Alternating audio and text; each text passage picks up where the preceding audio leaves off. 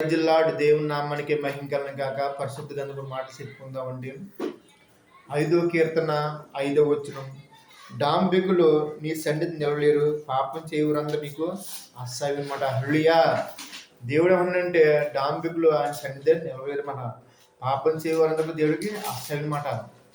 దేవాదేవుడు న్యాయాధిపతి, ఎవరికైనా న్యాయం తీస్తారన్నమాట. ఎందుకంటే న్యాయం తీరుతారు. ఎందుకంటే రాజు అవ్వచ్చు, మంత్రి అవ్వచ్చు, బొడ్డు అవ్వచ్చు, పేదవాడు అవ్వచ్చు, ఎవరైనా సరే తప్పు దేవుడు విడిచిపెట్టి వాడు కాదు. ఎందుకంటే దేవుడు సమస్య తెలుసు.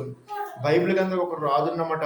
ఆ రాజు చేసిన తప్పుకి, ఆ 4 గదులు ఉన్న తప్పుకి ఆ రాజు తెలియదు అనుకున్నాడు. కానీ రాజు తెలియదు ఉన్నాడు తప్పు. కానీ దేవాదేవుడు ఆ రాజు చేసిన తప్పుకి ఆయన శిక్ష బలైపోనమాట. హల్లెలూయా.